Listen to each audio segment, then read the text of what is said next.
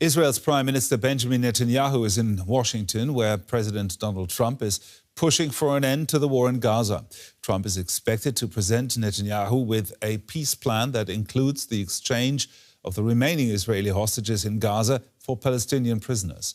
With more Western countries formally recognizing Palestine as a state and the growing threat of EU sanctions, Netanyahu is under more pressure than ever to end the conflict. Smoke rises from Gaza City. The Israeli offensive enters another day. Nearly 2 years after the October 7th attack by Hamas on Israel, the ensuing conflict in Gaza shows no signs of relenting. As Israeli Prime Minister Benjamin Netanyahu heads to Washington to meet Donald Trump, he is under growing international pressure to agree to a peace deal. Trump is expected to present Netanyahu with a 21-point peace plan, including an immediate ceasefire in Gaza and the withdrawal of the Israeli army from the Strip.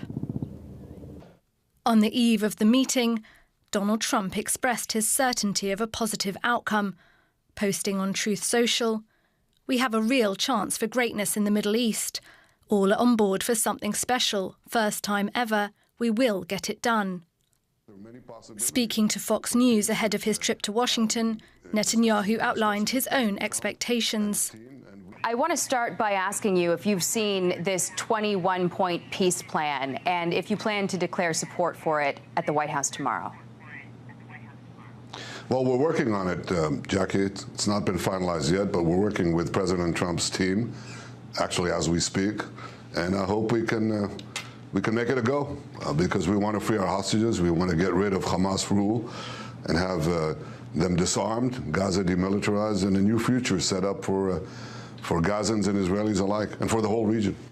At home in Israel, friends and families of the hostages are furious at what they perceive as Netanyahu's reluctance to end the conflict. The whole world sees who Netanyahu is. The whole world, including US President Donald Trump, is determined to stop him from sabotaging again. I'm looking you in the eyes, Netanyahu. If you come back without an agreement, a hell awaits you here that you can't even imagine. On a beach near the US Embassy in Tel Aviv, a group of Israeli activists created this image of Netanyahu with a Pinocchio nose, an accusation of dishonesty. The message to Trump: don't be fooled again. Palestinians too are hoping that Netanyahu will finally agree to bring the war to an end. And joining me now is DW correspondent Tanya Kramer in Jerusalem. Tanya, Donald Trump will present Netanyahu with a 21-point plan. Do we know what's in that plan? Well, we don't know all the details yet. What we understand, it's more of an outline, and that the details are still being worked out, and that there are also many actors, that are part of this plan. So what we do know, which are, usually from unconfirmed sources, is that some reports suggest that there will be an immediate ceasefire that would then see the release of all the hostages. That is in contrast to previous plans where we talked about, only a part of the hostages, maybe 10 to 11. Now we're talking about all the hostages being released within a certain time frame, and we are talking about 48 hostages alive and deceased in exchange for a certain number of Palestinian prisoners. But also then, of course, that plan would see the withdrawal of Israeli forces. So that might sound really familiar to you, because we have seen, similar points in previous plans. Now we understand that some of the Arab countries have put their input into that when they met with President Donald Trump last week. We are hearing from the Israeli Prime Minister that his team is working on that plan, and we haven't really heard yet from Hamas. There even were some reports saying they haven't been presented with a full plan, but they haven't, certainly not yet, at least publicly, commented on it. Do you how big is the likelihood that Netanyahu, considering the pressure he's under, that he might actually agree to a peace deal today when he goes to Washington? Well, I think we simply have to wait and see what the two leaders have to say today when they meet. Now, we understand that US President Donald Trump is going into that meeting, as he said, he's very optimistic in a way, that's saying we might have a deal there. There's also certain impatience that's being reported from the U.S. administration towards the Israeli Prime Minister, to start, to go really for an end to the war.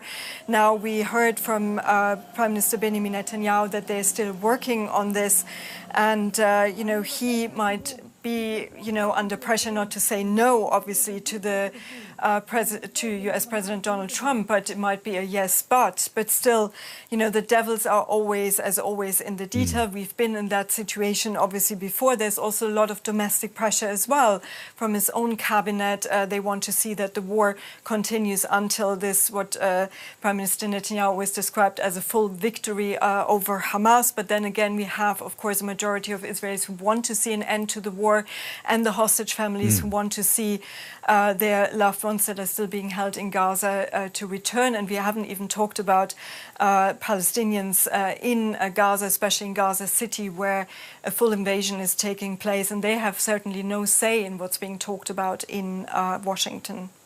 Now, you just mentioned the offensive into Gaza City. Any better idea what's going on there?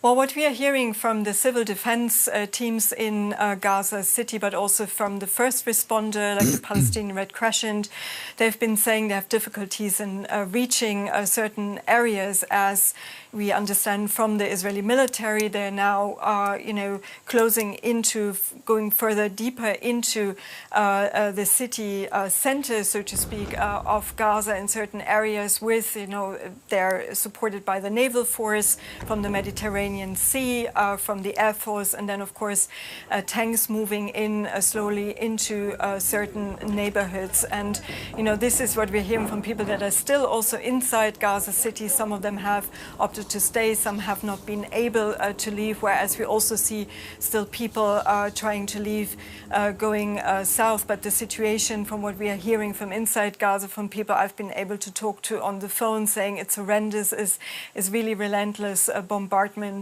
what they're going through at the moment. Our correspondent, Tanya Kramer, there reporting from Jerusalem. Thank you, Tanya.